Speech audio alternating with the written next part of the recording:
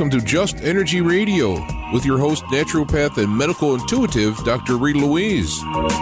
We have learned from Einstein's theory that matter and energy are one. Physicists believe that all systems in nature have their own particular way of vibrating.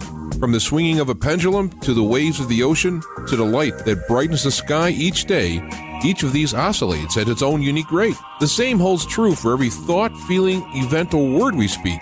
Each has its own frequency or rate of vibration. What many of us don't realize is when we take everything in our universe down to its simplest form, it is all just energy. Join Dr. Rita Louise on a journey through time and space where past, present, and future collide. Today, what you believe may be called into question. What we want to know is, who made up the rules? Be brave and step outside the box. We are about to turn our world upside down and venture into the unknown. Hold on. We are departing our own beliefs and entering alternative realms. Enjoy the possibilities. Hello and welcome to Just Energy Radio. I'm your host, Dr. Rita Louise, and thank you all for tuning into the show today. Just Energy Radio is brought to you by soulhealer.com, where you can find out about all the products and services I offer, including medical intuition evaluations, energy healing, and psychic readings. So if you have things going on in your life, need some direction, need some help, have a health concern that's bothering you, give me a call, send me an email, and we can set up a time for a private consultation wherever you are in the world, by phone, by Skype, and even in person. It's also brought to you by the Institute of Applied Energetics. That's www.appliedenergeticsinstitute.com, where you can jumpstart your intuition today by downloading their free 50-page guide. I just want to remind you that if you haven't already, please go to Amazon.com and download my movie, Icon, Deconstructing the Archetypes of the Ancients. We've got yet another rave review, so that makes me very happy. And it's only $1.99, and you get to hang out with me because you get to listen to me talk for an entire hour with nobody else interrupting. What's going on with that? Or if you're more of a reader, pick up my book, E.T. Chronicles, What Myth and Legend Says About Human Origin. Tonight on the show, we have a former guest, Scott Creighton, and we're going to be talking about his new, and I'm going to say excellent book, The Secret Chamber of Osiris. Let me tell you a little bit about Scott and get him on the air. Scott Creighton is an engineer whose extensive travels have allowed him to explore many of the world's ancient sacred sites. The host of Alternative Egyptology Forum on AboveTopSecret.com, he is the co-author of the Giza Prophecy and lives in Glasgow, Scotland, which means he's got one of them cool voices. So please welcome the author of The Secret Chamber of Osiris, Scott Creighton. Hey, Scott, how are you? Hello, Dr. Rita Louise. I like that. I'm not sure about the cool accent, but yeah, I'll go with that. It is. I like it. Am I making you blush over there? Yes. I've done my duty for the day. Okay. So what made you decide to delve further into the mysteries of, antiquity, and in this case, kind of the pyramids and the whole Giza plateau thing? Well, I think for me, the answer to the pyramids of ancient Egypt, I'm talking about the very early pyramids, Dr. Rita, is that for me the answers just weren't there in the books. I would read all these books by the experts, and I would, for years and years I've read all sorts of books, and the answers that they gave in those books just didn't jive for me. It just did not make sense. ever since I was a kid, basically, I've been fascinated by the ancient Egyptian culture and these massive monuments that they built for this one guy, and it just was unfathomable to me that they could build these colossal structures just for one person, one king, and it just didn't make any sense. So I had to basically research it and try and make sense of it in my own terms, try and come to my own understanding, and come up with something that in the end did kind of make much more sense to me. So that's basically why I got involved. I've always been interested in the ancient Egyptian civilization. So, it was just a natural kind of thing for me to do. And as I said, to find something, an answer to this mystery that made more sense to me. I think most people probably around the world are fascinated by what the ancient Egyptians did. And, I think a lot of the questions, even though I've found an answer for myself, I think, for many, many people around the world, the questions are still there. Why did the ancient Egyptians build all these massive pyramids, just at the dawn of history? It's just an incredible mystery. The whole idea that, these structures were built as tombs just, for me, just didn't make any sense. And so, as I said, I had to go and find my own answer, and that answer is contained within this book. Well, and one of the things, there are several things. I mean, one, it seems like you've done an incredible amount of research that has gone into your book, which I appreciate. And it's new research. And one of the things we were talking a little bit before the show, you ask questions, you ask very relevant questions, and then look to find the answers to those questions, which are questions that a lot of people don't ask, or observations that they just ignore. And even if the answers you came up with aren't 100% right, or they're not right at all, you ask the question and it makes the reader stop and think, oh, well, I never thought about that before. And I love that. Yeah, well, that's one of the things at the very start, even before the reader gets into the book. The book's dedicated to my wife and my children, my young children. And one of the things that I say right at the start of the book is that questions are more important than answers. We have to keep probing. We have to keep asking. We have to keep, expanding our minds. Trying to find out. Mm-hmm. So let's dig into the book, because there's a lot of material to cover. So the book is called The Secret Chamber of Osiris. So why don't we start with who was Osiris and what was his importance in the whole Egyptian cosmology? Okay, Dr. Rita, Osiris was the ancient Egyptian god of rebirth, of regeneration, and he, in time, not in the old kingdom or the early old kingdom, but in time, Osiris would become the most important god in the whole of ancient Egyptian religion, the whole pantheon of their gods. Osiris, and the ancient Egyptians had many, many gods. Osiris was the head honcho, the top guy. He was the god number one, even more important than the god Ra. And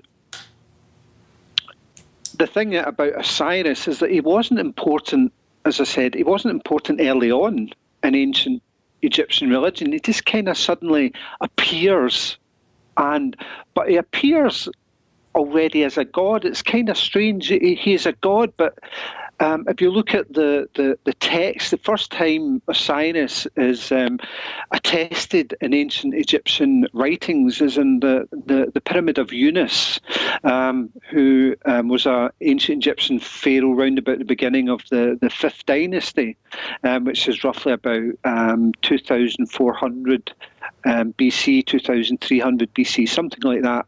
And in those texts, they're called the pyramid texts, and they're the most ancient religious texts that we have anywhere in the world.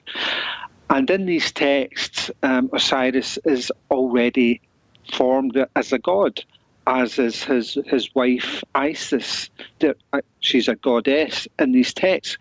But there's no mention anywhere of Osiris and Isis before the 5th dynasty. It's like they just suddenly appeared already as gods in these texts.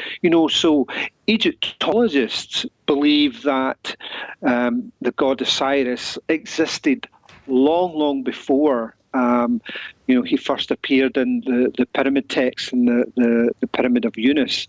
So, as I said earlier, he was ancient Egyptian god of rebirth and regeneration. Now, we know about Osiris because through the works of Plutarch and Diodorus, and what they wrote about the myth of Osiris and Isis.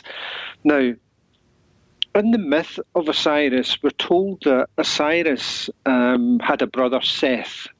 And Seth was essentially jealous of Osiris's position as basically the king of Egypt. And Seth went out of his way to basically kill Osiris. And what he did, his first attempt was he attempted to drown Osiris in a box, by tricking Osiris into this box, sealing the box and casting it into the River Nile. And this box was eventually found by Isis. Now, I think that part of the myth of Osiris, it's an allegorical tale, and which I believe hints at or indicates the ancient deluge, the ancient flood of another ancient Egyptian god, the god Thoth, who was a god of wisdom, known as the messenger or the harbinger of the flood. That's the god Thoth. Now, Osiris's wife Isis eventually found his body in an acacia tree and brought him back to life. Whereupon Osiris's brother Seth got Osiris again, and this time with the help of some 72 helpers, cut Osiris's body into 16 parts. Now, some myths, the myth of Osiris in the Plutarch version tells us that it's 14 parts that the body is cut into, but the earlier version by Diodorus tells us it's 16 parts. So 16 parts Osiris's body is cut into. And his wife Isis eventually goes around, the body parts are cast throughout the land of Egypt, and Isis, his wife, goes throughout Egypt to find all the body parts, and essentially she binds them together with linen, with a mummy wrapping, to make the body whole again and to bring Osiris back to life. So that essentially is the story, but there's one small caveat there, in that Isis couldn't find one part of Osiris's body.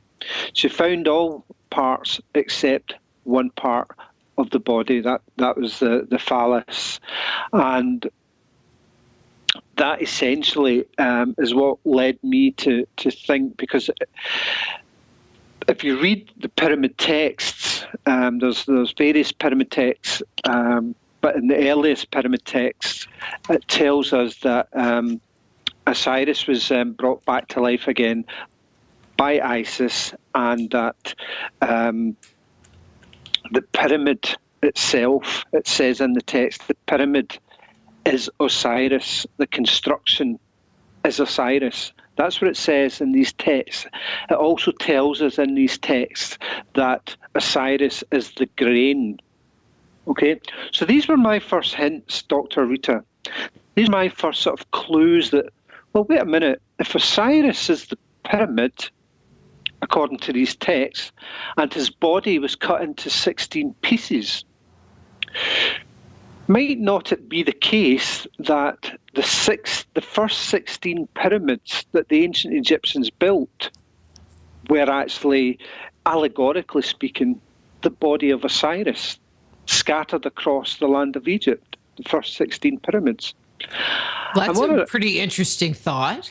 Well, a lot of people are saying this now, and nobody has ever made that connection before. Connecting, trying to make sense of the myth.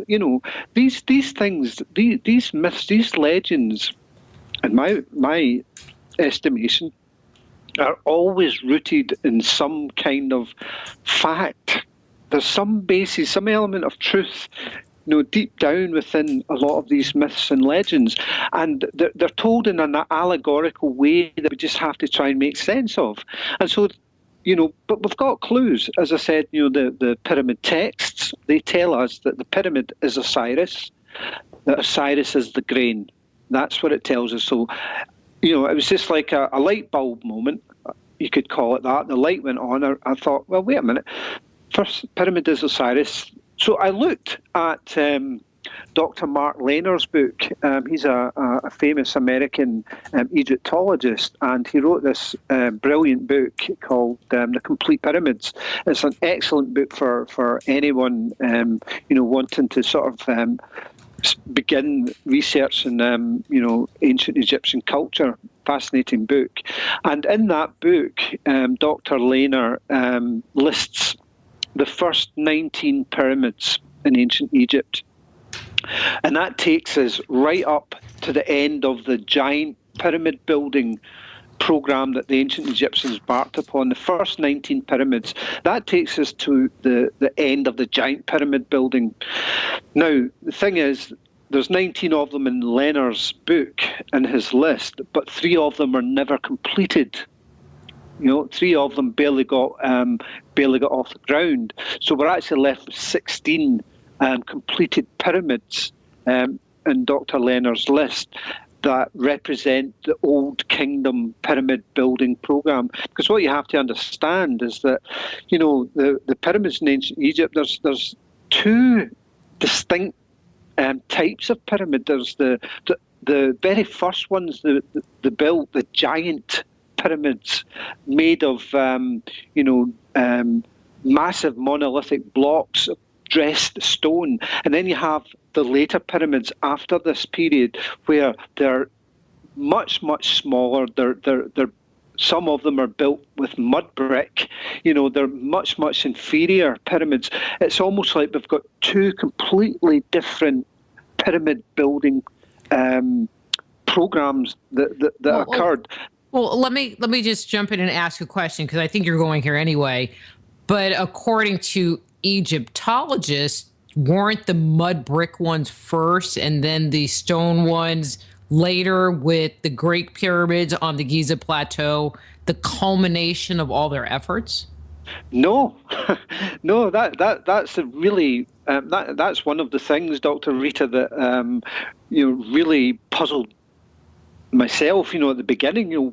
Why is it that the best pyramids, the stone-built pyramids, the giant pyramids, were the first ones, and the inferior pyramids came afterwards? That's the whole paradox of the situation. The really giant, impressive, built to last, built forever pyramids came at the beginning of the civilization. Not at the end. The inferior ones came afterwards. That's the puzzle. We have to find out, why that was. So what you find is that, according to the Egyptologists, is that the pyramid evolved from the mastaba burial tomb, which was a kind of small structure, maybe about 10 or 12 feet high, with sloping sides and a flat roof.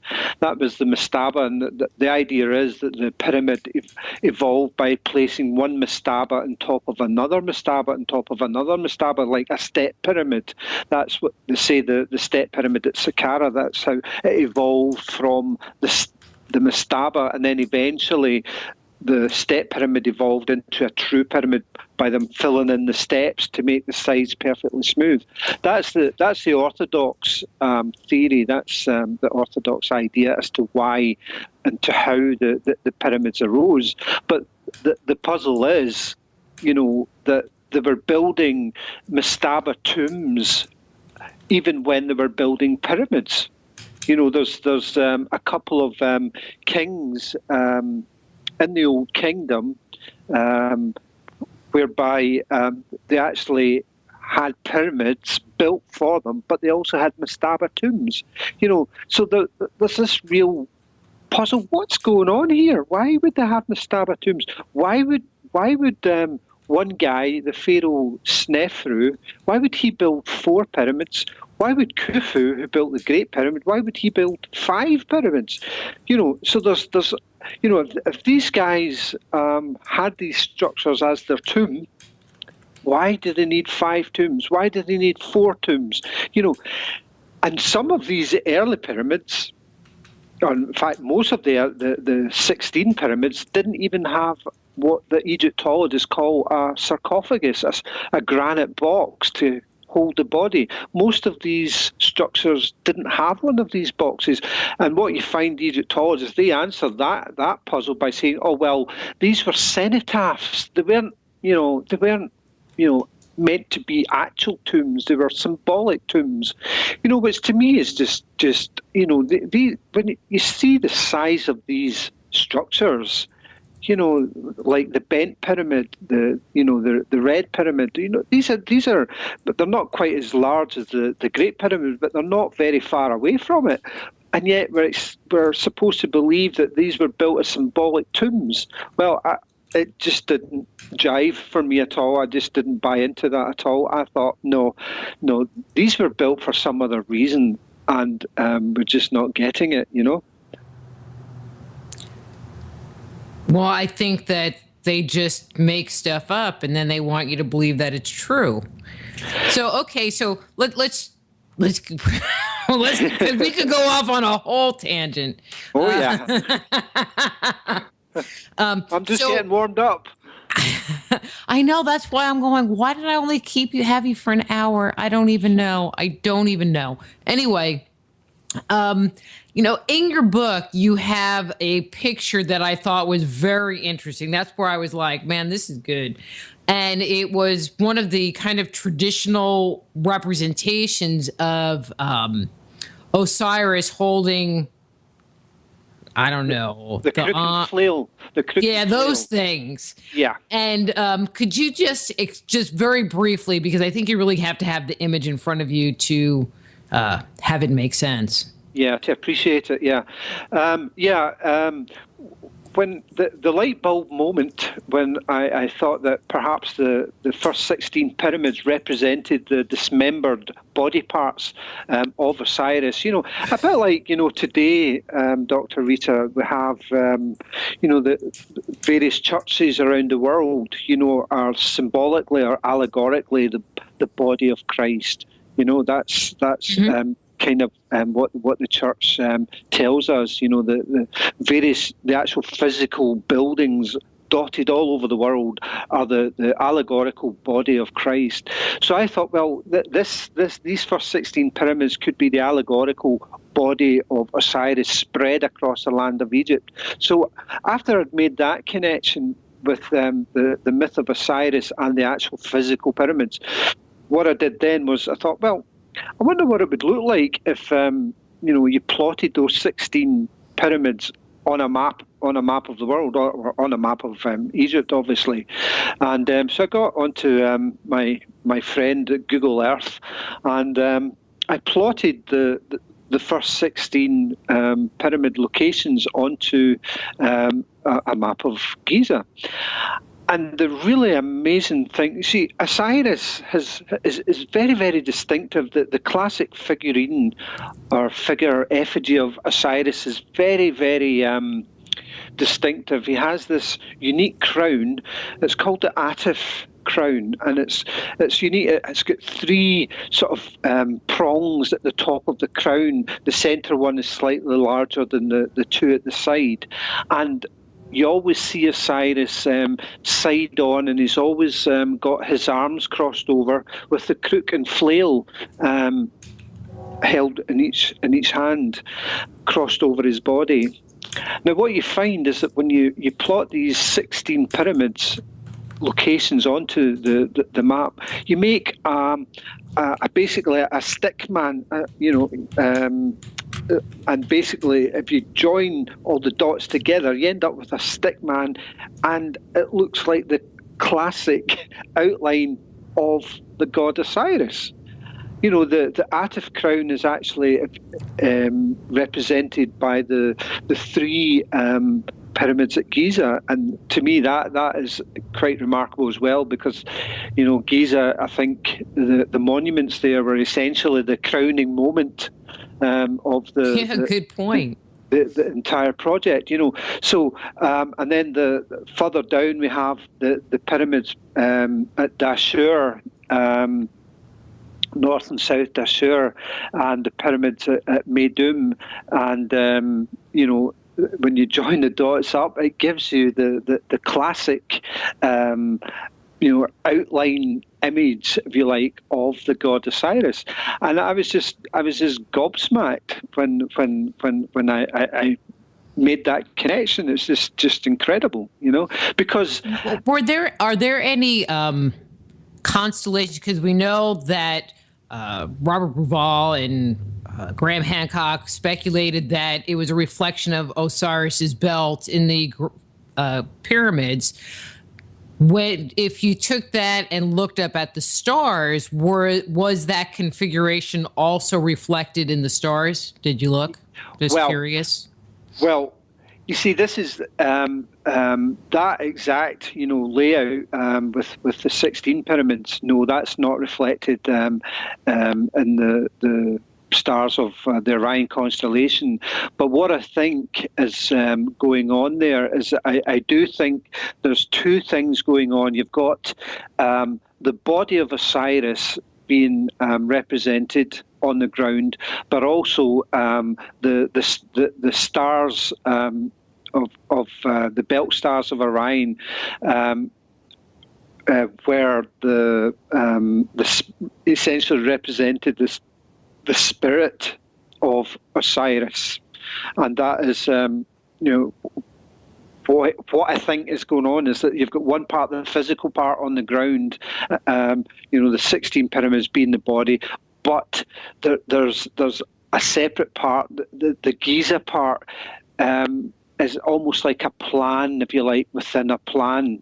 You've got this 16 pyramid plan, and the ancient Egyptians set out to build these 16 pyramids. They didn't just set out to build just one or two. This was a unified plan right from the beginning, what I call Project Osiris, because these guys believed their kingdom was in peril. They saw something in the heavens and the stars, that the skies had moved out of their normal course. The stars had moved away from their normal course. And the king, Saurid, at the time asked his priest, what does this mean? And the priest told him it means in 300 years' time there will be a great flood, followed by a devastating drought. And King Saurid instructed,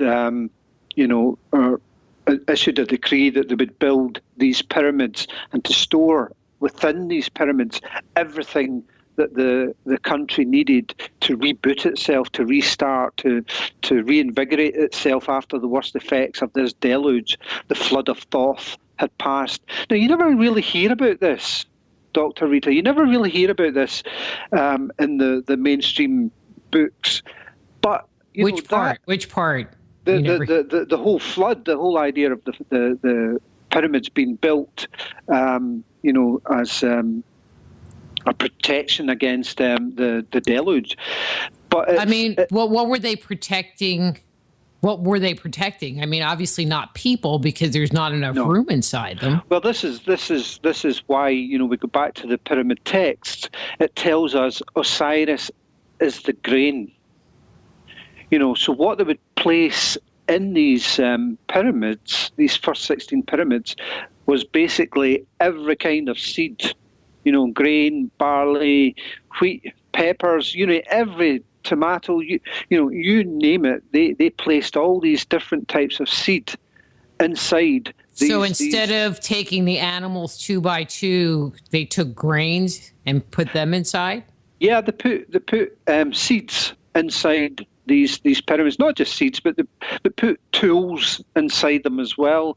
They put their sacred texts. They put everything basically that they would need to reboot the civilization. And obviously they didn't put people in them.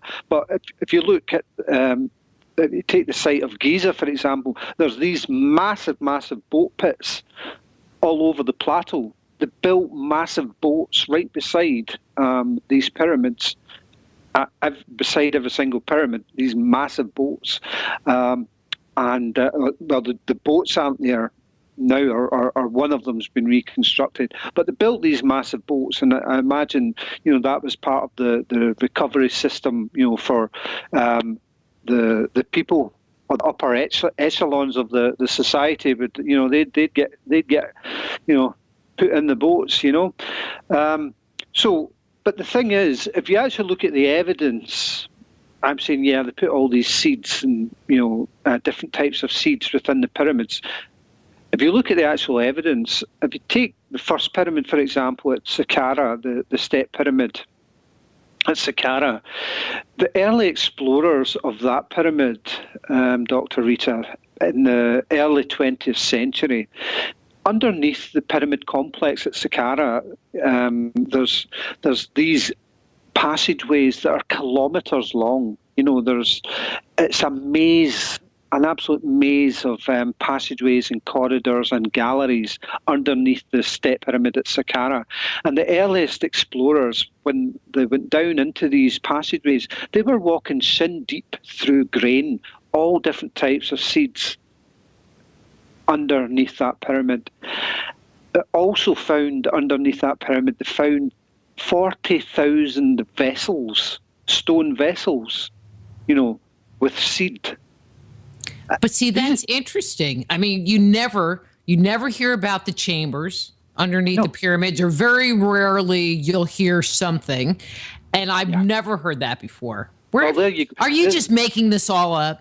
No, absolutely not. No, you can go and look in the book I cited earlier, Dr. Mark Lehner's Complete Pyramids. It says it there. It tells you there. But no, I've done a lot of research on this. There's the Great Pyramid as well. Take the Great Pyramid as well. There's secondary evidence. There's not primary evidence, but there's some secondary evidence there that at one time the Great Pyramid contained a vast quantity of different grains, wheat, barley, all sorts of different seeds. What you find is in the King's Chamber, what's called the King's Chamber. Now, these names are fairly anomalous, because you have the Queen's Chamber in the Great Pyramid, where they never actually buried any queen, because supposedly the queens were buried in the small pyramids, the Queen's pyramids outside the Great Pyramid. But anyway, inside the King's Chamber, what you find is that the walls in that chamber, now these walls are made of granite slabs, yeah? Mm-hmm. And these slabs weigh somewhere in the region of 50 ton, maybe upwards of 50 ton each. And and the roof as well is made of granite slabs. The floor is made of granite slabs. It's a complete granite chamber. But if you look at Sir Flinders Petrie's description of the interior of that chamber, the walls have been blown out slightly, as if by a blast of some kind. The sarcophagus, or the stone box, I call it a stone box. I actually call it a nebank, because these weren't sarcophagi. I'll maybe touch on that again later. But the stone box in the chamber, there's scorch marks on it, as though it's been burned in ancient times. The ceiling, the roof in the chamber has been cracked in the corner, in the southeast corner, where there's some ancient plaster has been filled in. So something happened. There was a mighty explosion of some kind in that chamber. And you hear people, coming up with all sorts of exotic science to try and explain, what kind of explosion it might have been. But the truth of the type of explosion might actually be evidenced by what we found above the King's Chamber.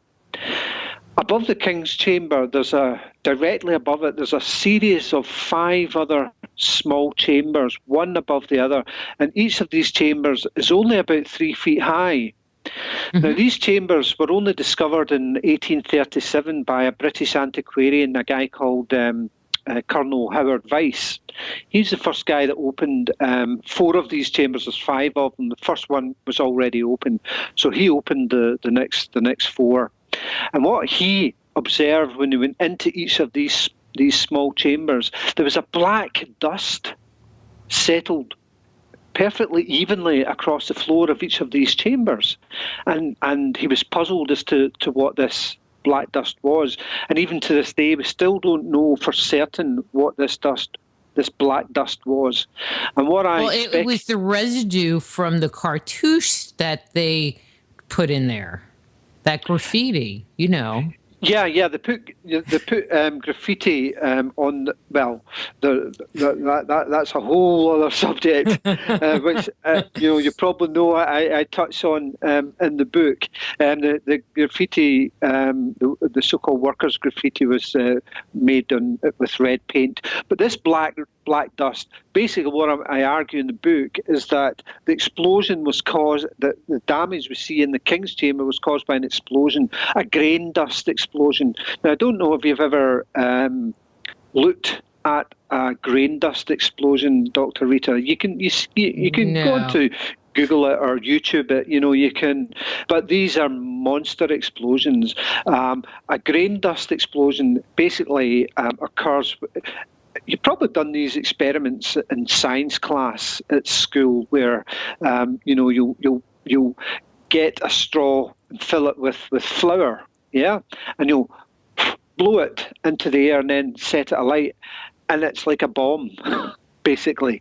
Get out! I'm going to have to try that tomorrow. Oh, be careful! You'll singe your eyebrows. You'll lose your hair. Just be really careful not to be tried at home, people. Oh, so don't do it with the dog right there. Don't do it with the dog.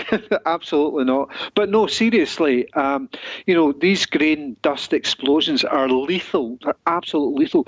A grain dust explosion, in a large granary in modern times can throw a 5-ton block, 20 yards easily.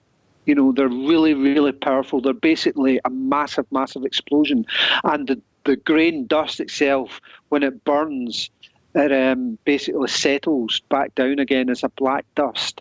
So that explosion, a grain dust explosion, would explain the damage in the King's Chamber. It would also explain the black powder that Colonel Vyse found in each of these chambers above the King's Chamber.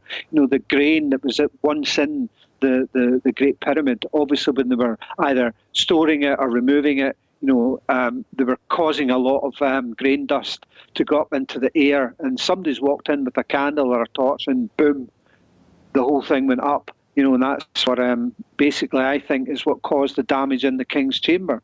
So, we have some evidence that, these pyramids stored grain, but we've got other evidence as well,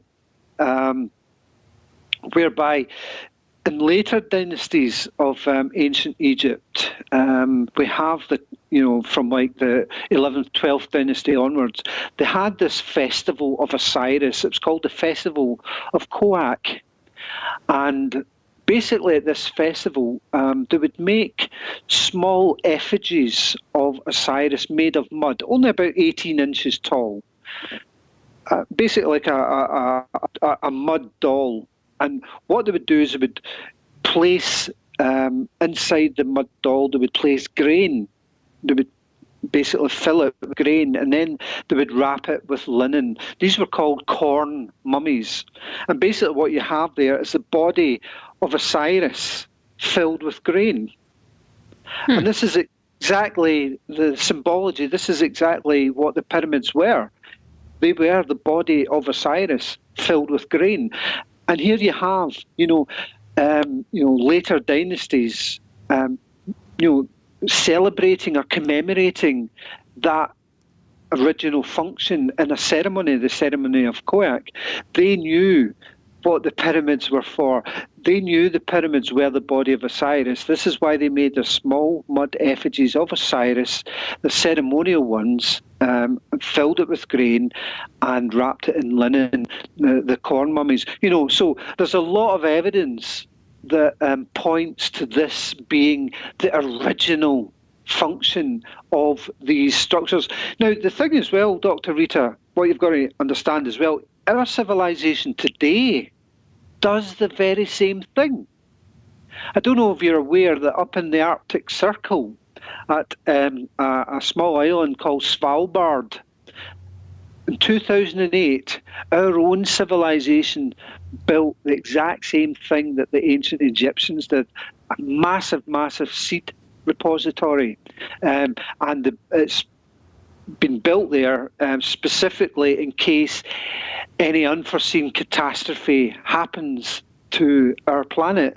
So it's a gene bank of all the world's seeds, and it's sitting up there, locked up there in the Arctic Circle, in case anything happens to our civilization. Well, the ancient Egyptians believed something was going to happen to their civilization, and King Saurid, this was his answer to it. He set in motion Project Osiris. And one of the other things you find in the second pyramid at Giza, that's the kind of middle one that looks like the Great Pyramid because it looks like the largest one, but it's not actually the largest one. It's only because it's on higher ground that it looks larger than the Great Pyramid. But in the second pyramid at Giza, the Pyramid of Khafra, Egyptologists call it G2, the Great Pyramid being G1. Now, in this pyramid, there's a stone box, just like there's one been found in G1 and G3. There was a stone box, and the first person in modern times to enter that pyramid was an Italian explorer called Giovanni Belzoni. And he entered, he managed to work his way through the passage into the chamber in 1818, and he found the stone box, and it was undisturbed. It was slightly broken open along the front edge, but the lid was still on the stone box. And when he opened the stone box, it wasn't empty. But it wasn't empty. And it didn't have a mummy inside it. Okay, now you're killing me. What was in it? And don't say grain. No. Well, what he found was a stone box filled with earth. And when he started searching through this stone box filled with earth, he found fragments of bone, which he thought was possibly the king's remains, part of the king's remains. But the bones were checked at the Royal College of Surgeons back in London, and it turned out that they're in fact the bones of a bull. And the bull is connected with the fecundity of the earth, the fertility of the earth, and it's also closely connected to grain. So in ancient Egyptian culture. So we have this box filled with earth. What on earth is going on? But I'm still flabbergasted that there was a lid on that sarcophagus or whatever it is, and that there was something in it, because, again, I've never heard that. I think everyone that's listening that likes Egypt, they need to get your book, because, like I said in the very beginning, you keep like putting out this information. It's like, really? Yeah. Well, the thing is, this box, the stone box, the reason the earth, I believe the one in the Great Pyramid had earth in it as well at some point. But the difference is, in the Great Pyramid, the stone box, which I call the nebank, I don't call it sarcophagus, I call it nebank. Nebank means container or processor of life, container of life. And what I believe was in that box was earth, but the difference is the one in the Great Pyramid was freestanding, so it could be tilted over and emptied. And I think at some point that happened in ancient times, because there's a corner of the nebank in the Great Pyramid that is broken off, where it maybe slammed onto the floor and that corner broke off and the earth was emptied out. But in G2, the box that Bill Zoney found, that box is recessed into the floor. It couldn't be tipped over, so that's why the earth is still there, and someone opening that and seeing a box full of earth, well, who's going to steal that? That's why it's still there. Now, what we find later on, I was telling you about the effigies of Osiris, the 18-inch mud dolls that they made called corn mummies. Well, what they would also do is they'd take this corn mummy and they would place it in a small stone box filled with earth. They're doing the same thing. The ancient Egyptians later on are doing the same thing. They're making these small boxes made of stone, some of them made of wood. And these are only about 18, 20 odd inches long. And what they would do, they would put the Osiris figure in the box. They would put a lid on the box.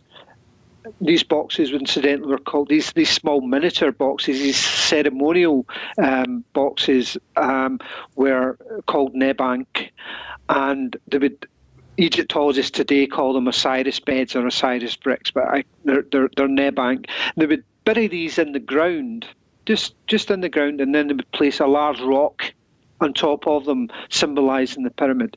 So basically, what we have is a box in the Giza pyramid in G2, the pyramid of Khafra, filled with earth, and the bones of a bull. Now, Osiris later on was identified with the bull, and so you find the ancient Egyptians later on doing the very same thing. It's like the ancient Egyptians knew what the pyramids were for. They knew the pyramids were the body of Osiris filled with grain, and they knew that within these pyramids there were stone boxes filled with earth.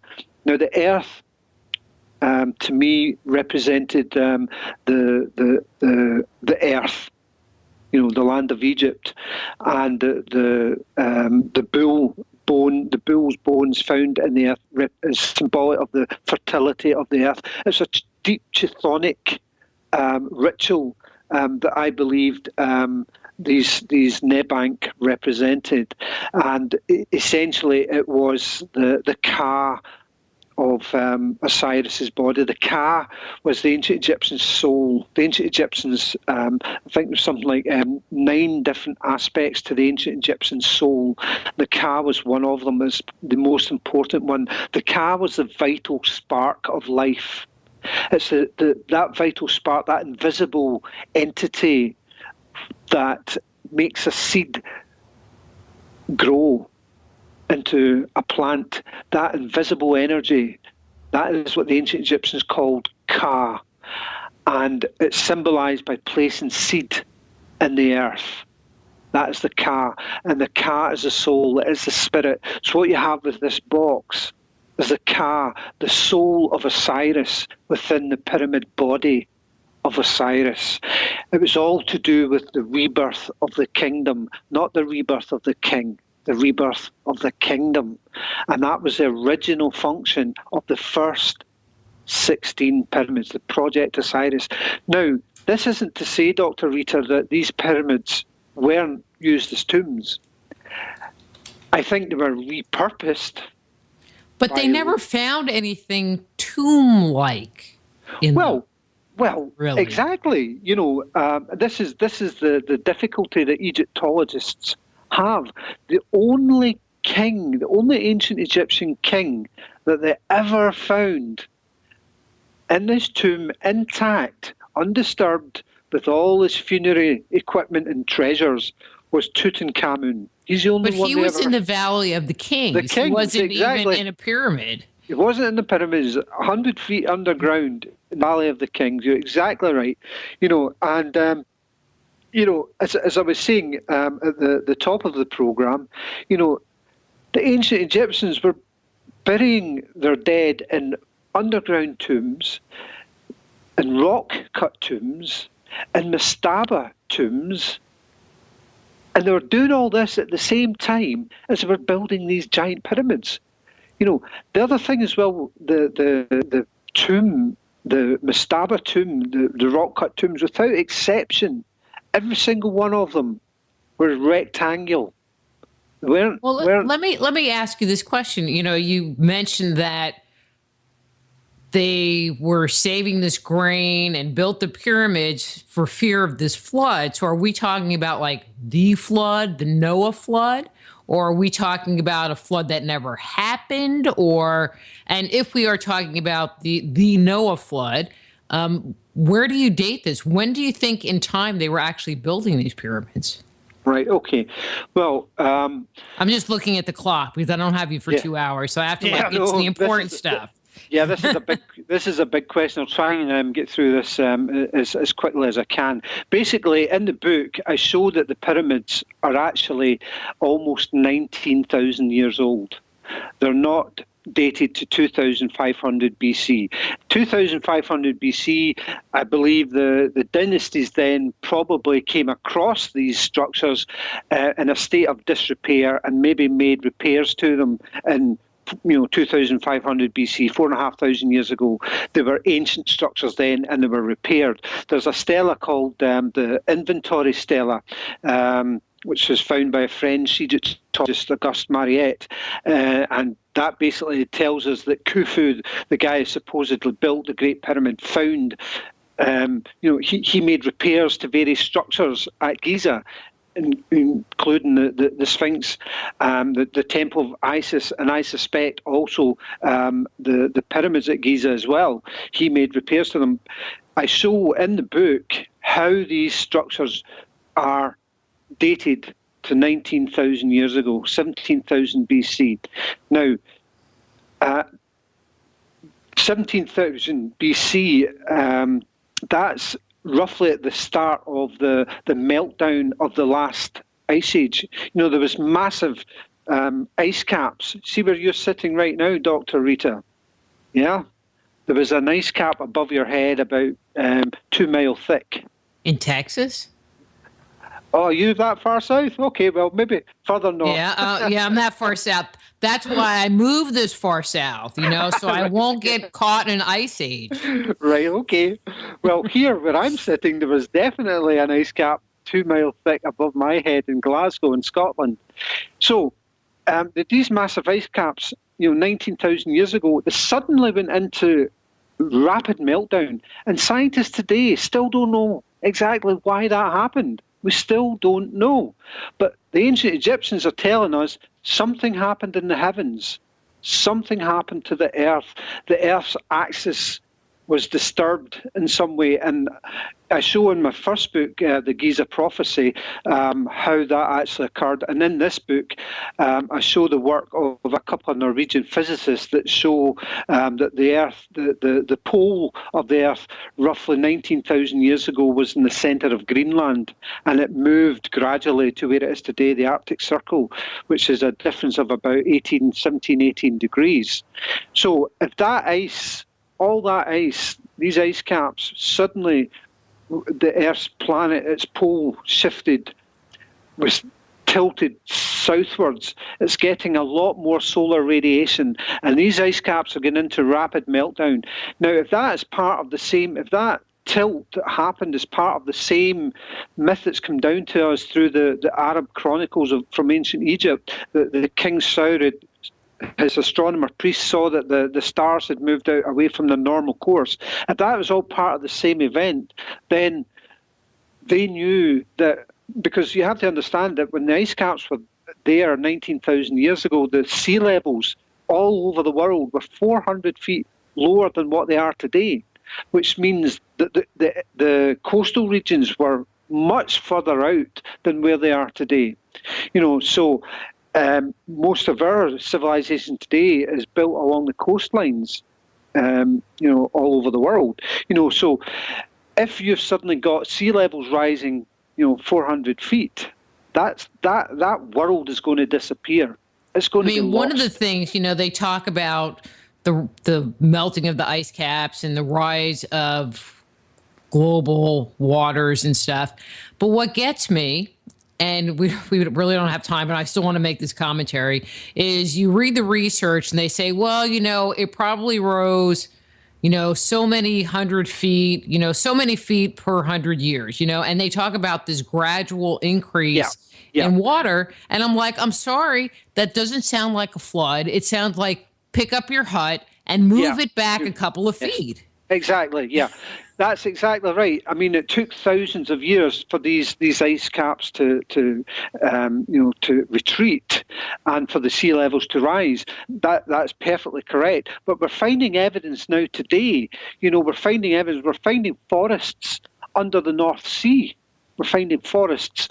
We're finding mangrove trees, the Great Barrier Reef. Still have their leaves on them, so that's a sudden rise. What we're talking about is, 400 feet, but within that 400 feet, that long gradual rise, it was punctuated occasionally by sudden dramatic rises. And how that happens is, what you have is these ice caps basically melting, if you like, in the centre, and basically all the water ending up in a big ice bowl. And basically what happens is the bowl eventually becomes too frail, too weak to hold the pressure of all this water as the water's building up. The ice around it, holding it in, basically breaks. And essentially what you have is a monumental flood like you could never imagine. This is what they reckon happened, I think it's Lake Agassiz in Central America or Central USA, and Lake Missoula and up in the sort of Portland area of northwest USA. So these are sudden, massive floods which raised the sea level something like 2 meters overnight. So we've got gradual floods, but these are not so gradual by catastrophic instant floods. We have to go. Oh. Everybody has to just buy the book. How's that? Just buy the book. This is just like a total teaser, because I think we covered like 2 paragraphs out of the entire book. Yeah, we didn't even discuss the whole vice forgery stuff. Well, and we didn't talk about the tablets and the secret knowledge. We didn't cover anything. I asked one question off of my piece of paper. Come on. Oh. Well, that's me. You get me talking, I'll just talk and talk and talk. I must have some Irish blood in me. I think I kissed maybe the a little bit. I think you've just been drinking too much beer or something. That's all they've been talking about in Scotch. Whiskey and then Scotch. That's what they've been talking about in the chat room. Anyway, we need to go. So if someone wants your book, Amazon.com, regular places, anything special? Well, you can also get the book, The Secret Chamber of Osiris, from Inner Traditions Bearing Company, Amazon.com, Goodreads.com, basically all the Barnes and Noble, all good bookstores have it as well. Great. Scott, thanks for coming on. It's been a blast. I've really enjoyed it. Well, good. I have too. And I'm going to let you go, and they're letting me know the music is running. So till next time, keep up the great work. Yeah, it's been great talking to you. Take care. You too. All right. Bye-bye. Bye-bye. That's Scott Creighton. His book is The Secret Chamber of Osiris.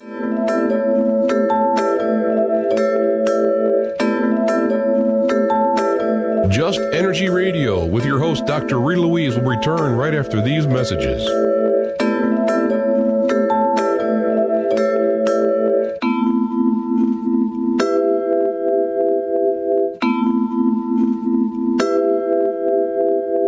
You're listening to IRN, the Inception Radio Network, Chicago, Illinois.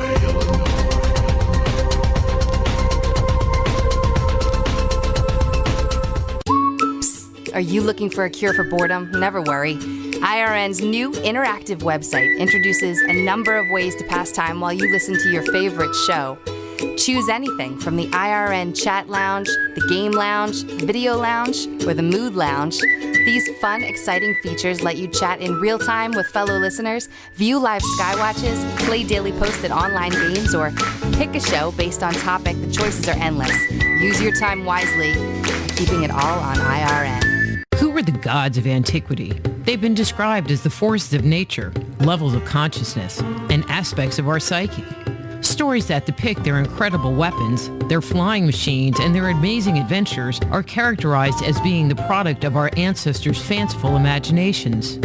But what if the tales of the gods are true? Did the writers, chroniclers, and scribes of our distant past actually document a realistic view of our origin?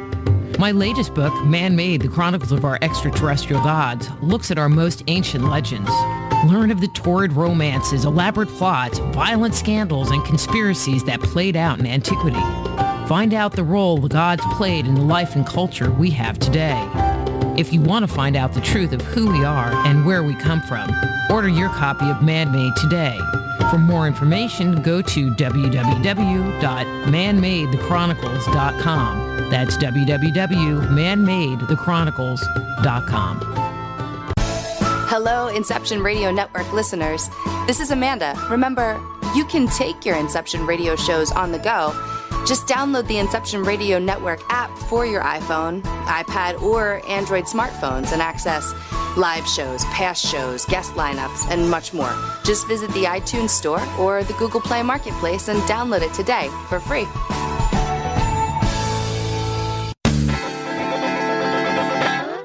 Move past the crossroads in your life and discover alternative solutions to your deepest concerns at soulhealer.com. So whether it's a physical problem, an emotional issue, a question about work, or troubles in your relationships, naturopath and medical intuitive Dr. Rita Louise can help you. Bring peace, harmony, and health back into your life. Schedule a session today. Visit soulhealer.com right away and live the life you've been dreaming of. You didn't forget what's coming up tonight, did you? Hi, Inception Radio Network listeners. This is Amanda. Never miss that interview you were looking forward to or the show on your favorite topic. Follow IRN on Twitter, I_R_N, and get reminders about the evening's live shows as well as fun and important updates throughout the week. That's I_R_N, and never miss a great show again.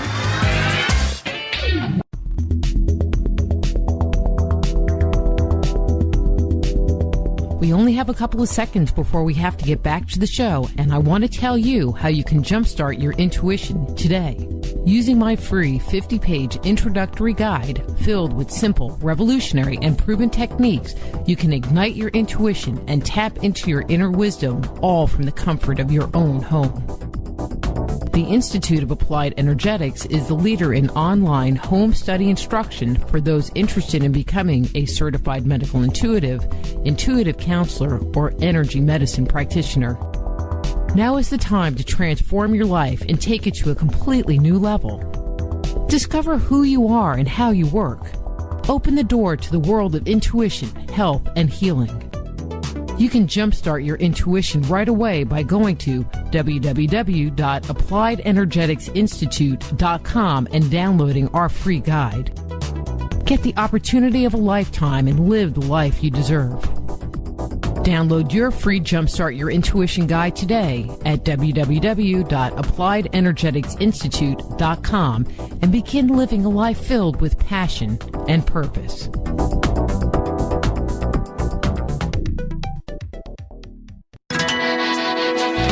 Don't have a Computer? Is your internet connection down? Don't worry. Use your trusty cell phone or landline and call into our listen line at 401-283-6700 to listen to the Inception Radio Network 24/7. Again, that call-in number is 401-283-6700. For the Inception Radio Network, I am MJ. Go deep inside yourself and venture into the realm of the unconscious mind with my Meditating on the Kabbalah guided imagery audio CDs. Discover who you are and what you want in life. Meditating on the Kabbalah can help you to open, clear, and revitalize the energetic pathways of your subtle being. They will support you in your spiritual quest by helping you to access the profound insights and inner guidance you need as you work in alignment with your highest good. Let them help you to release negative thoughts and emotions and clear away any limitations that may be keeping you from experiencing your full potential. Walk down the path to health, healing, understanding, and enlightenment with Meditating on the Kabbalah.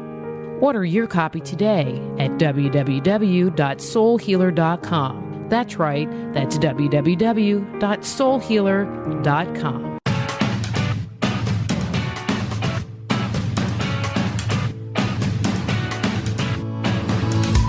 Hello, Inception Radio Network. Would you like your favorite show to be played again live on air?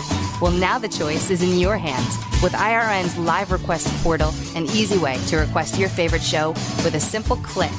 IRN's live request portal now gives you exclusive access to all the shows. How easy is it? Simply type a show name or a guest name, click request, even write a dedication message, and that's it. Try it now. Simply visit InceptionRadioNetwork.com, click on the live request tab under the show menu.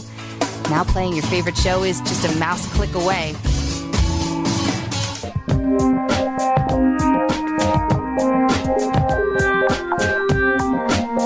And now back to Just Energy Radio with Dr. Rita Louise. Hello and welcome back to Just Energy Radio. I'm your host, Dr. Rita Louise, and thank you all for staying tuned to the second hour of the show. This hour of the show is brought to you by the Institute of Applied Energetics, where you can jumpstart your intuition today by downloading their free 50-page guide. So if you've been thinking about studying to be a medical intuitive counselor, or certified energy medicine practitioner, check out the courses offered by the Institute of Applied Energetics. That's www.appliedenergeticsinstitute.com. Also brought to you by soulhealer.com, where you can find out about the products and services I offer, including medical intuition evaluations, energy healings, and psychic readings. In this hour, we're going to be speaking with Katherine Chiljan about her book, Shakespeare Suppressed. So I'm curious where this is going to go, because I don't really know anything about Shakespeare other than Romeo and Juliet and that guy that talked to the ghost guy with the skull, somebody said it was Macbeth. I don't know. So it's going to be an education for you and me. So let me tell you a little bit about Katherine and get her on the air. Katherine Chiljan is an independent scholar who has studied the Shakespeare authorship question for over 26 years. She has debated the topic with English professors at the Smithsonian Institution and at the Mechanics Institute in San Francisco.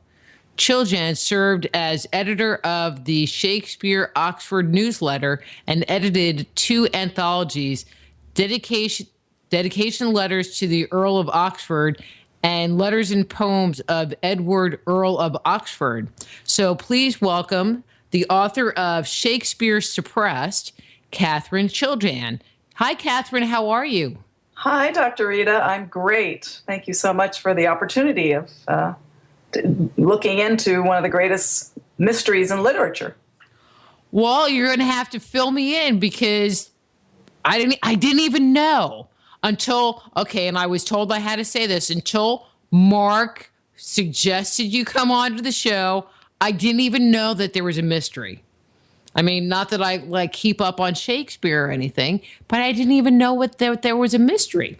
But before we get into delving into the Shakespearean secrets and all of his dirt, it sounds like you have been interested in Shakespeare and literature for a long time. But why did, what kind of got you started? What got you into delving into Shakespeare in the first place? I mean, he's been gone for a long time. Yes. Well, the first play I read was Hamlet. And I remember just looking at the notes, and I was in my early 20s, and I noticed that they had a list of all the plays in the order that they believed they were written. However, next to each date that they think that they were written was a question mark. Every single date had a question mark, like they think it was circa 1600 with a question mark, or circa 1595 with a question mark. And I thought to myself, that's a bit odd. After 400 years, scholars still don't know when Hamlet was written or Romeo and Juliet. And so later on, I came across a debate on television between someone who was questioning the authorship of Shakespeare versus a Princeton professor. And I knew nothing about this topic at all, other than, Shakespeare was one of the greatest authors who ever lived. And the man who was questioning the authorship made point after point, perfect sense, giving evidence supporting his case.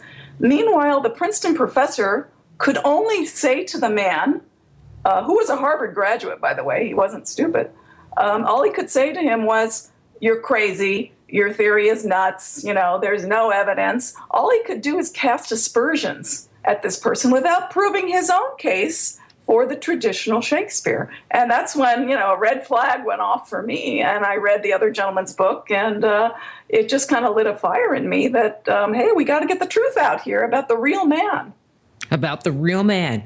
Yes. Weren't his works published? I would think if you are a writer that you would write your whatever, and you would, like an author today, you send it to the publisher and they print it, or, if it's a piece of music, you hope that they will print it and distribute it.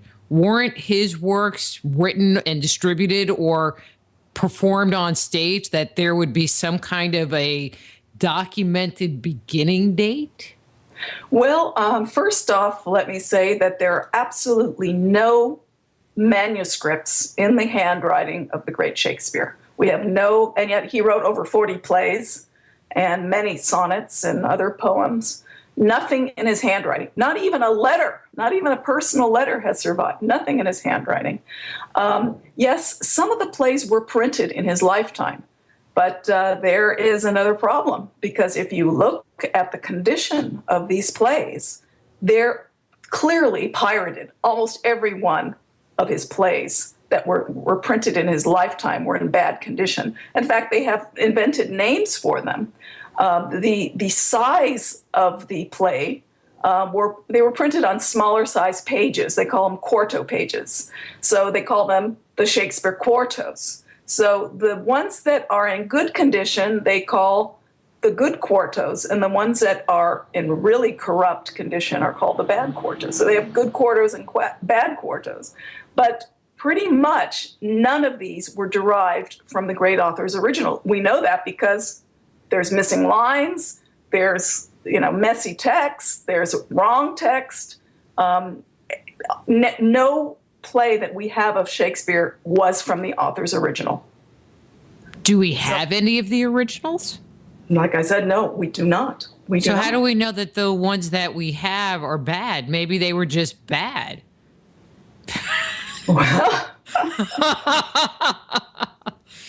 Well, there's every evidence that a lot of them were actually transcriptions of probably people in the audience. Because a lot of the lines were, in some cases, misheard.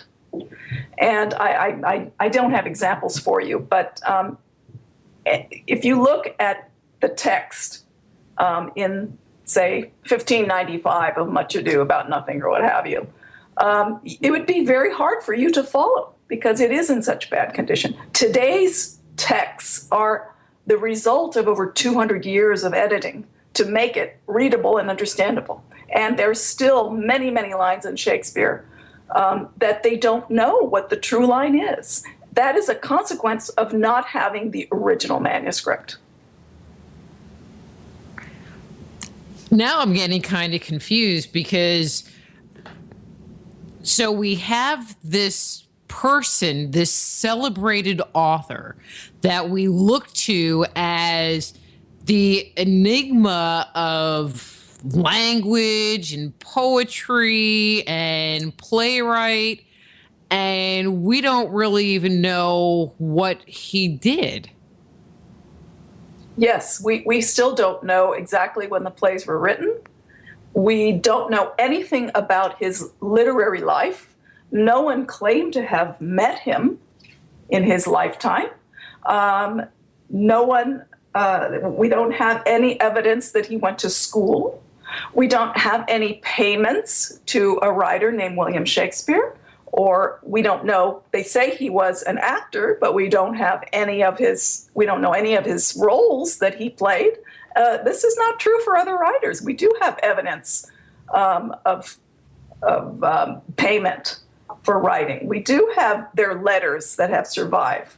Another incredible one is when the great author died, no one made a mention of it. No one noticed it.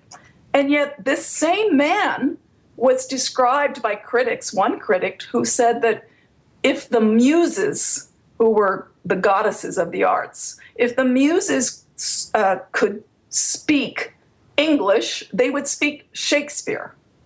Now, I can't imagine a more high evaluation of Shakespeare's greatness during his lifetime, and yet when he died, there was nothing. Nobody noticed it.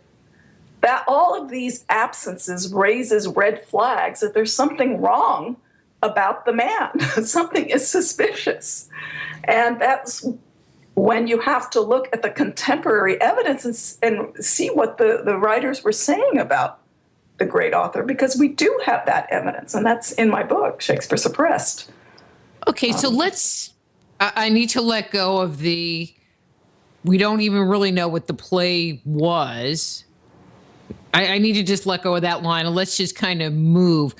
Okay, so based on your research, who was Shakespeare? Even if it's just this character, what do we know of him?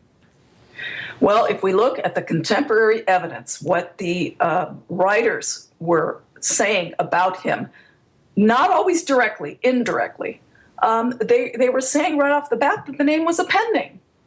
And that's what it was. But the problem is the man who was using the pen name, at the same time, there was another man with that same name who was born with that name. And he is the one today that we're attributing the greatest works in literature to. But that man, the man from Stratford, he was actually probably illiterate. That's one of the greatest ironies of all. But there were two different men named William Shakespeare during the same period who were involved with the theater. This man from Stratford, he was involved in the theater. But somehow, after their deaths, the two identities merged. And that's, again, something I try to explain, in my book. It is a little bit complicated. But the professors today will say, yeah, he was the man born in Stratford-on-Avon, and we think that he, maybe had, a seventh grade education, and then we think that he somehow became an actor, and we think that he somehow, became a writer. It's all like speculation, his literary career. And that's why, going back to what I originally said, why there's question marks for dates of all of the Shakespeare plays. It's just one huge speculation. All right, question. And Yes. I think you'll get where I'm going. Based on the literary style, can you look at the body of works and attribute all of that body of works to the same individual. And, and what I'm thinking is they can look at the Bible and go, well, this part was written by P and this part was written by E, and they can kind of separate out authorship based on verbiage and terms used, et cetera, et cetera. So when you look at his body of works, can you ascribe all of it or a good portion of it to at least one individual? Yes, I think Shakespeare or not?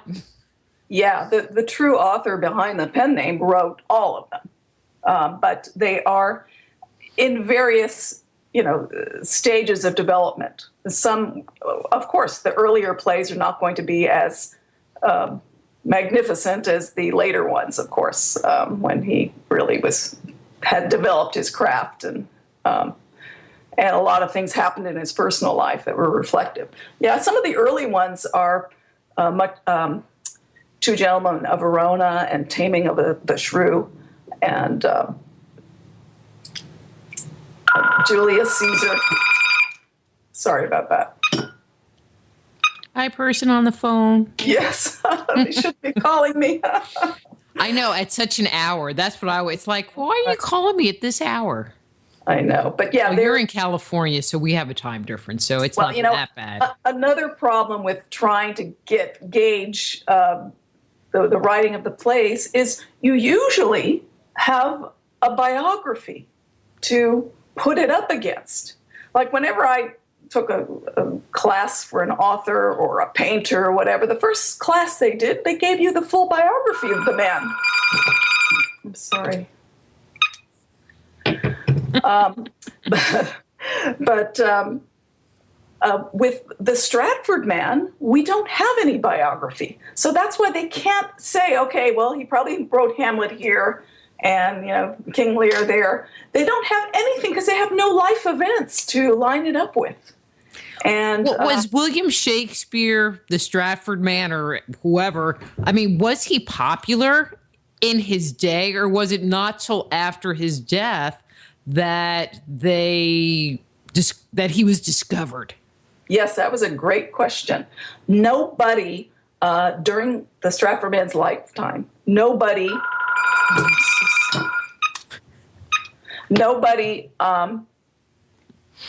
connected Stratford upon Avon with the great author. Nobody mistook him. It all happened after he had died, and he was given the authorship, and I believe for political reasons. They wanted to decontextualize the plays and mostly the sonnets of Shakespeare. I don't know if you're aware of those, but the sonnets tell a very fascinating story that was politically not correct at the time. I mean, I don't even know. I mean, other than I've heard the word sonnet.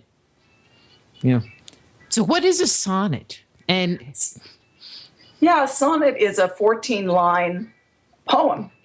And Shakespeare wrote 154 of them. And he really poured his life, his personal feelings inside these sonnets. And that has posed problems for the professors because a lot of what he says doesn't seem to line up with what the Stratford man would be. He describes himself as gracious, which is a term that nobility use, or Shakespeare used to describe nobility, or royalty. Another great line from the sonnets is Sonnet 125, "Were it aught to me, I bore the canopy." Now, you probably don't know what that means, but I'll tell you what that means. Bearing the canopy meant being one of the four people to hold a pole of a canopy over the Queen Elizabeth I. To be somebody to hold that canopy over the Queen was a great honor. And yet here you have Shakespeare saying, "Oh, were it anything to me that I bore the canopy?" I mean, does that sound like somebody coming from humble origins like the Stratford man? Oh, it'd be the greatest honor ever. But it sounds like kind of a disgruntled courtier, not the Stratford man. So these are just tiny snippets out of the sonnets. Well, and let me ask, so when you read them, they, in your opinion, they sound more personal in nature and not as if he was stepping into the shoes of this nobleman and then writing through his eyes. That wasn't your impression. I'm sorry. In your observation of these sonnets, Yes. Did it seem more like he was writing about himself and writing from his experience, or was he taking on a role or a character and speaking from that perspective? No, if I was a janitor, what would my life be like, and where would I be coming from? Right. Well, that's what some of the professors would want you to think, that it was like a literary exercise. But no, these are very heartfelt sonnets where he's expressing love for a young man and love for the dark lady. These are intensely personal. And of course, they're written in the first person as well. There's no reason to doubt that he was talking about himself and talking about real people. In fact, they believe that the young man that he's lauding in these sonnets was a real person, the professor would tell you. And same with the dark lady, that she was a real person. But for some reason, they don't want the great author to be the real person, representing himself. It's kind of an odd paradox. Because it is not the profile of who they think it is. So anything that doesn't fit with the Stratford man, they just kind of ignore or put to the side. Yeah. They do that in every area. Yeah. What was he writing about that was so controversial? Well, the young man that he is praising and saying, he loves, if you read it in a certain way, of course, through symbolism, he's describing him as the son of the Queen Elizabeth I, and using all that symbology. And I believe that is probably the crux of the problem, because these sonnets were published, and they did not want people to know that Shakespeare was a nobleman. If they did know that, I'm so sorry. I'm sorry, I cannot talk. I'm on the radio. If they knew he was a nobleman, they would read into it that, he is talking about the child of the queen. And she was known as the Virgin Queen. She did not have any children, supposedly. But Shakespeare seems to be intimating something else, another story. So I think ultimately that's what's behind it. Well, that's kind of interesting. The sonnets were actually published, because it sounded like you said the plays really were never published, but the sonnets were published? About half of the plays were printed. But like I said, they were in very bad condition. But yes, the sonnets were printed as well. But of course, with the pen name William Shakespeare. And were they in as bad condition as the plays? No, those were in very good condition. More than likely, they came from an original, I would think. But no, I'm not the expert in this, but it is a very clean copy. Yeah. I just find that really interesting. But go ahead. Yeah. Also, his two poems, very long poems called Venus and Adonis and The Rape of Lucrece, those were purposely printed with the name William Shakespeare. And those were in excellent condition. So we think that was from the author's copy as well. Even, a Shakespeare professor is going to say that the great author gave an original copy of that, because it is in such wonderful condition. With good grammar and good, all that stuff. Okay. Yes, with a minimum of flaws, but everything else is messy. Good and bad, but mostly not that great. But then years later, we got 20 more plays were printed for the very first time, and that book today we call it the First Folio. It was a collection of Shakespeare plays. That book is where the myth, in my opinion, of Shakespeare began. That is the first time that the name Shakespeare was associated with Stratford. And this is the root of the problem. Okay, so talk about that. What does that mean?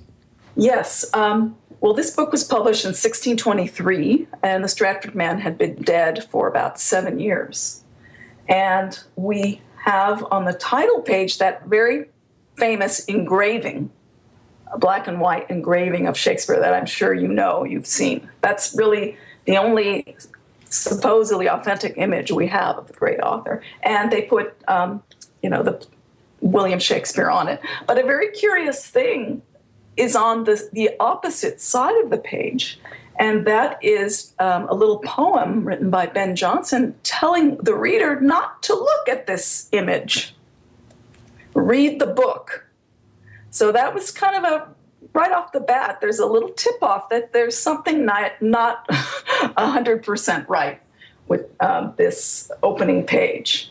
And then there are more opening prefatory pages, about 15 or 16 pages, and they contain poems dedicated to Shakespeare. And in one of the poems, there's the reference to Sweet Swan of Avon. You may have heard that. So there you have Avon. And then a couple pages later, there's another poem by another writer, and they make a reference to Shakespeare's Stratford Monument. Now, the phrase Stratford upon Avon, which is where Shakespeare professor will tell you Shakespeare was born, that phrase is nowhere in the book. But there is a monument in Stratford-on-Avon Church. And because of that association, that pretty much threw the authorship suddenly to Stratford-upon-Avon, even though there were several Stratfords during that time. But because of the word Avon on another page, they located Stratford-upon-Avon. And that's where it began. But during the Stratford man's lifetime, no one associated Stratford-on-Avon with the great author. At the very beginning of the interview, you said that there were two William Shakespeares, and where you're talking about the Stratford man being one of the William Shakespeares. Who is the other guy? Right. Well, the one guy was the man who was born with the name William Shakespeare, and he was from Stratford-on-Avon. He's the one we all the professors believe was the great author. Mm-hmm. And then there was the man using the pen name William Shakespeare. And an interesting fact about that is about half the time that the name was in print, there was a hyphen between shake and spear, which right off the bat is a description, noun and verb, and it makes you think of spear shaking, which during that period was another way of saying jousting or tilting, shaking your spear, because in the tilt, it's called a spear, but, when you're jousting. So the presence of that hyphen is an indication of a made name. Now, meanwhile, the Stratford man, the way he spelled his name, it was always with a short A, like Shaxper, Shaxper, Shaksper, Shaxper. He very rarely spelled his own name in documents, official documents, as we know the great author spelled his name. And he never had a hyphen in any of these documents. So, there's such an amazing separation between these two entities. And even contemporaries during that time mentioned that the name was a pen name. And the man using the pen name, they also described as someone of very high rank. And that's what we're getting. If you read the plays, he is somebody of exceptional education and experience. If you, there have been many books written about how well Shakespeare knew Italy, places in Italy, not something that you could just go to a tavern and hear somebody talk about actually having been there, and places in France, and his knowledge of the law, and his knowledge of languages, ancient Greek, things like that. These are all some subjects of someone who would have at least a university education. But there is no accounting for the Stratford man, how he acquired this education if he was the great author. So every way you look at it, it's pointing to a nobleman who was behind these works, because a nobleman would have the luxury of taking trips to Europe and getting the top education. And, the opportunity wasn't there for the Stratford man. If he were the great author, he would have at least have had some sort of notice by his family, even, that he was a writer. That's just not the case. It's always a blank. In England at that point in time, was the last name Shakespeare? I mean, now if someone said, "Oh, my name is Rita Shakespeare," that everyone would look at you. But in that time, was that a fairly common surname? Actually, there were several people named William Shakespeare during this period, besides, the man using the pen name and the man born with the name. Like, for example, in the state records, there's a man named William Shakespeare who was listed as being in the army. And he was from the same county as the Stratford man. And actually, other people have made lists of other William Shakespeares during this period, so it really wasn't that unique a name. But the great author needed a pen name because he was a nobleman. Noblemen were not supposed to be so deeply involved with the theater or with poetry. Those topics were considered frivolous. A nobleman or someone highly ranked should be helping the queen with her government, or in the military, or being an advisor of some sort. That is the true place. So during his lifetime, the true author did not want recognition that he was an author or deeply involved in the theater. He wanted it quiet. But after his death, that's the problem. He should have been credited with the great works after his death. There would have been no social stigma. But that's the problem. No one said a word when he died. And the authorship, a little bit later, was put on the Stratford man for, as I believe, it was political reasons. But it sounds like it was put on that person years later and potentially out of ignorance. Yes, it was. It was done years later. The real author, who I believe was the Earl of Oxford, he had been dead about 19 years. And the Stratford man had been dead about 7 years when this first folio book that I was describing came out. Throwing the authorship on Stratford. And that's where the injustice started. But before then, up until that period, nobody connected the great author to the Stratford man. Nobody. Not even his own family members. The Stratford man had a granddaughter. She lived until 1670. Now, at that point, Shakespeare was in, the stratosphere. he was very, very highly regarded. The world, England anyway, really lauded him. So, they had biographies back then. They wanted to know about great people, but nobody took a pilgrimage to Stratford-on-Avon while the Stratford man was there retired to ask him about anything. And the grandchildren, even though they didn't even accept the claim to fame, even though they didn't know if it was true or not, or they never spoke of their father or grandfather as being the great author. Nobody. It's none of the neighbors. No one seemed to think that. Even the town. The town never celebrated the great author as being his birthplace. So, everywhere you look, it's like a wall.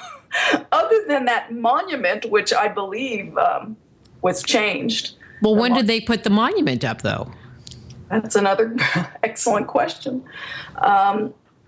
It appears that the monument in the Stratford-on-Avon Church, which is a monument to Shakespeare, there's nothing in the inscription that outwardly says, in English anyway, that this is a poet or a writer. There's just one reference in Latin to Virgil, who was, an ancient Roman writer and poet, I believe. But yeah, so nothing in there outwardly says he was a writer. But it appears, if you look at documentary evidence, about 18 years after the Stratford men had died, someone made a drawing of this monument, and it does not look like today's monument. It looks totally different. And there were changes made in the inscription and in the face. But again, this is something that is not accepted. Even though you have documentary evidence that it looked different, the professor will tell you, oh, well, that man got it wrong because it doesn't look like what it is today. So it's kind of a circular reasoning.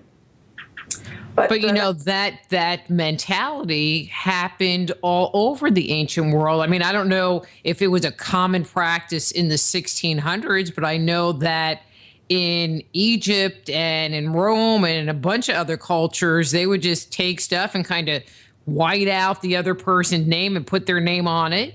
And it's like, poof, it's my monument now. Or it's me in this piece of mythology, and would just take it over.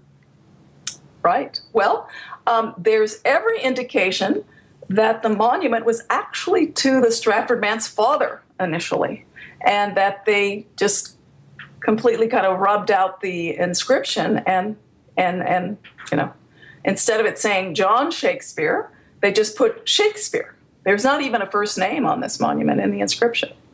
So, the monument is a whole nother story in itself. It's really amazing. Everywhere you look, there's some sort of controversy about Shakespeare in any direction. Well, there's controversy, in particularly if you try to link him with the Stratford man. If you just say it was a pen name, then it just becomes a whole lot easier. And then the bigger question becomes, well, if it's a pen name, then who is the man behind the name? Yes. Well, there's every evidence, contemporary evidence of writers saying, not openly like, yes, Shakespeare was a pen name, but in using classical allusions and things which were very prevalent during that period, of saying that he did use a pen name. And this is what is amazing to me, that the professors don't look at this obvious evidence. There is contemporary evidence, and that's it's a whole chapter in my book. These are printed references by people who would have a better understanding of the great author was than today's Shakespeare professor. And if their case for the Stratford man was so solid, then why did they spurn a 40,000-pound reward to prove their case, which one of our Shakespeare organizations offered them? And they didn't even want to accept it. They didn't even want to even try. To me, that says, by default, they don't have a case. When did this whole conspiracy, because that's what it kind of sounds like, this whole conspiracy theory thing start to emerge? I would think it wasn't an issue in his lifetime or shortly after. So when did all of these questions start to come up as to authorship?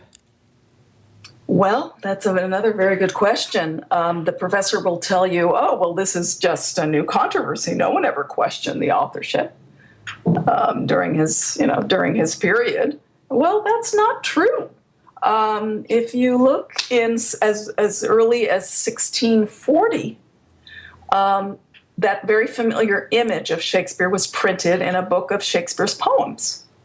And underneath that image was this line, and it said, this shadow is renowned Shakespeare's? With a question mark. So as early as 1640, they were questioning whether this image that was in that first folio book was actually the great author, right off the bat. And it wasn't until the 1850s when actually books were starting to be written about this controversy.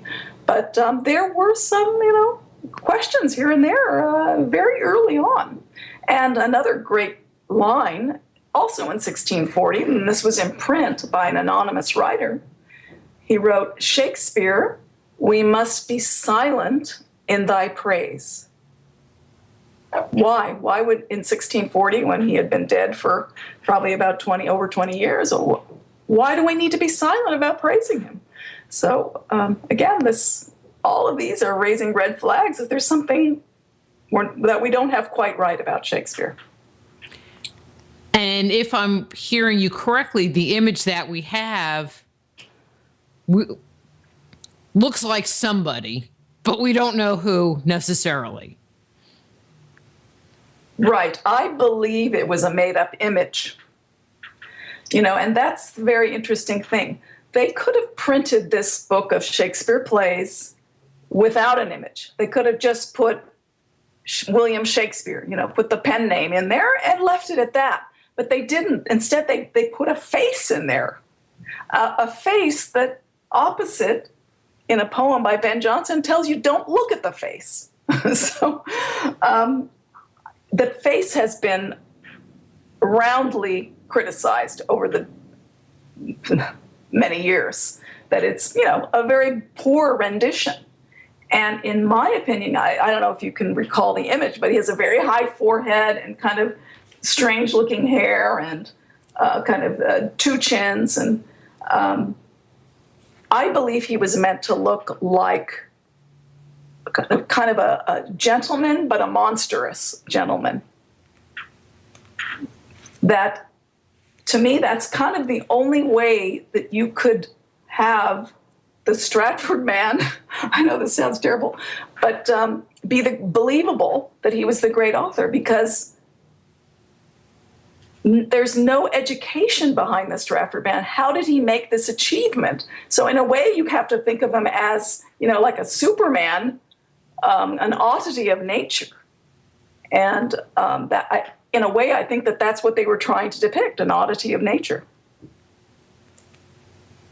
See, now I'm trying to figure out which picture it is. It's a famous. It's the one that we see of him. Okay. Yes. Well, see, I want to go see that double chin because I never would have looked at that. But yeah, he does have a big head. Yeah. And, if you he's look a cone head. It's yet another conspiracy. He's a cone head. He's an alien. Yeah. Yeah. If you look under his ear, you can see a double line. And as some people in our movement think that it could actually be a mask that is being portrayed, a mask you can lift off. If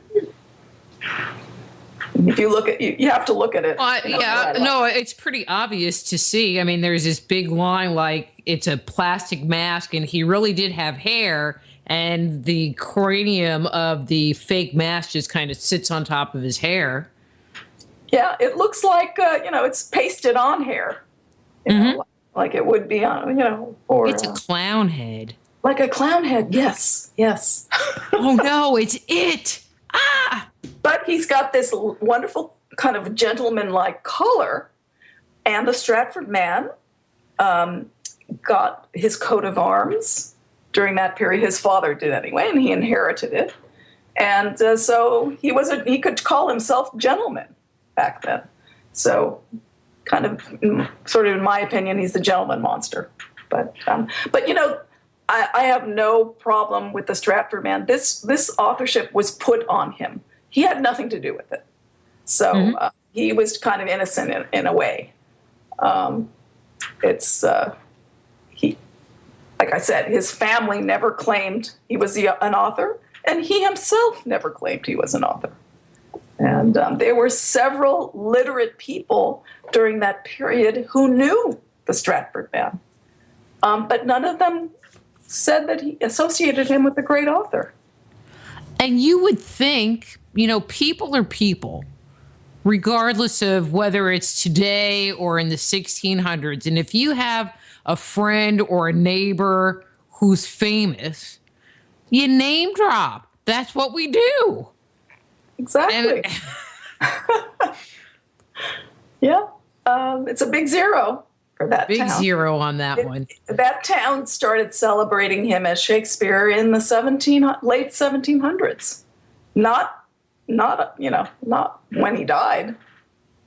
So. Well, in his day, was he popular? You think of Van Gogh as an example.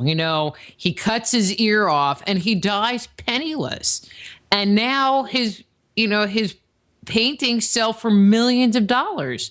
Did he publish these things and they just weren't popular in his day? I mean, same thing with Mozart. We treasure Mozart, but he died a pauper. Yes. The great author was a nobleman, and he had money. Actually, he started out with a great deal of money inherited from his father, and he ended up actually, I wouldn't say in poverty, but he started out with over 100 estates, and he ended up with maybe one or two. He devoted his whole life to the theater and drama and poetry, and he purposely wanted to improve the English language. And we know that because he invented at least 2,000 words. That was his great passion. But because of social circumstance during his lifetime, he couldn't own up to it. After his death, he should have gotten credit. That's the problem. But it got divorced from him as I said, for political reasons. But he had a fantastic life story, and the Earl of Oxford. And people who look at his biography are going to be so much more informed, so much more, reading the plays are going to be so much more interesting because you're going to see life parallels in them.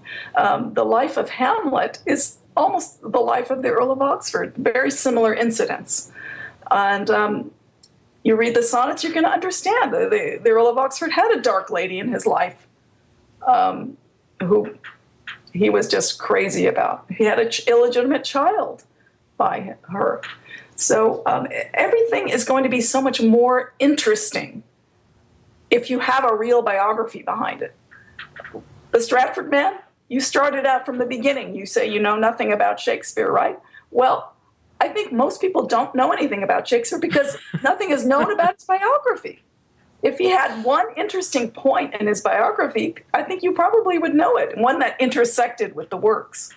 Mm-hmm. But you don't have that for the Stratford Man. It's all 85% speculation because we just don't have any facts. We have the facts of a man who was a grain dealer and a seller of stone, and man who paid taxes and bought real estate. That's what we have the biography of as far as hard facts, but nothing of a literary nature. All right, so I have to ask something that's like really off tangent here, but what kind of words did he invent? I just, Yeah, I have a little list here. I'd love to hear it. I'd love to hear it.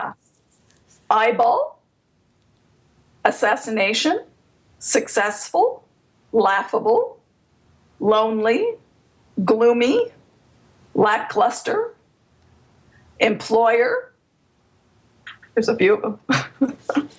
But I mean, those are words that are very common in our vernacular today. Yes, and so many famous phrases, Well, yeah, that part I get.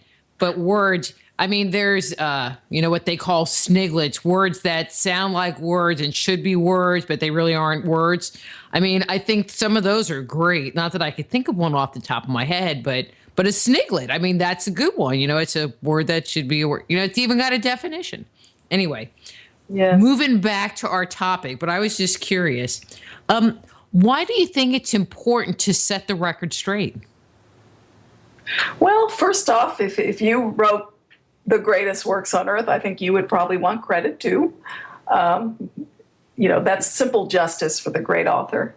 If you read his sonnets, he bemoans the fact that he is not going to be known. Like, for example, he's speaking to the fair youth. He says, "Your name from hence immortal life shall have, though I once gone, to all the world must die."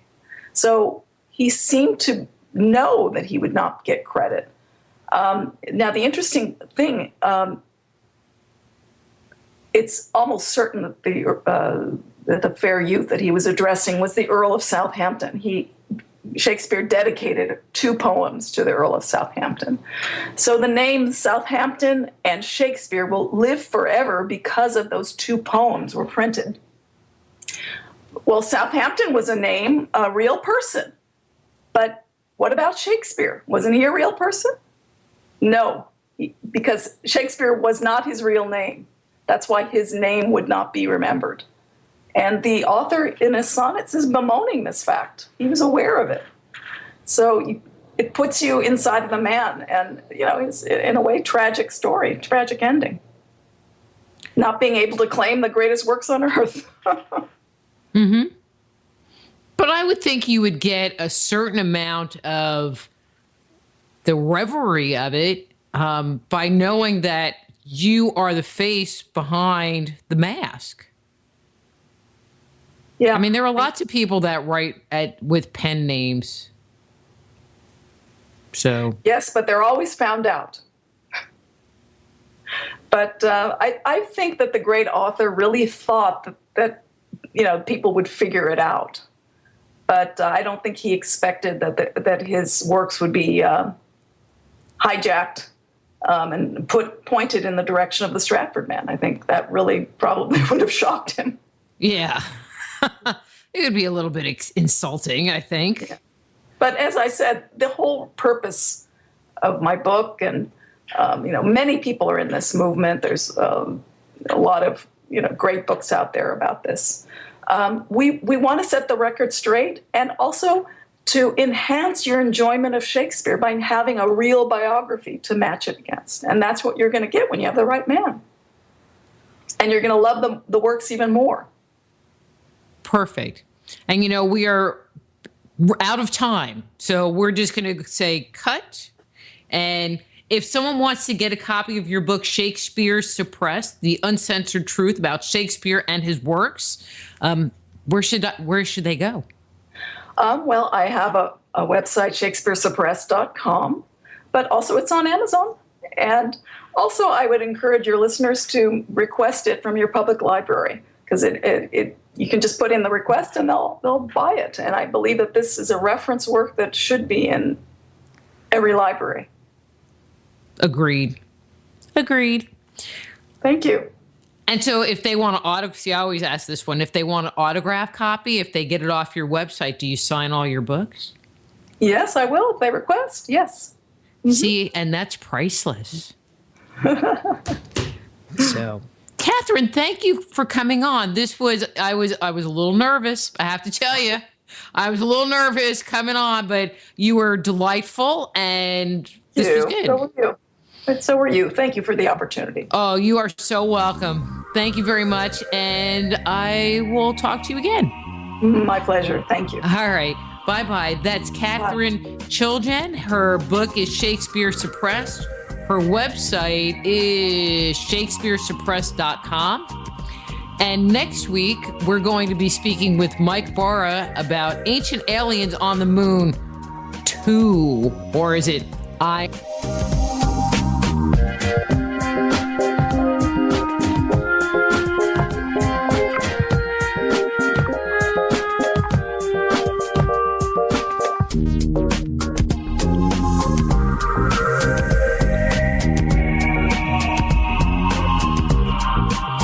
Join host Dr. Rita Louise each week at this time for Just Energy Radio.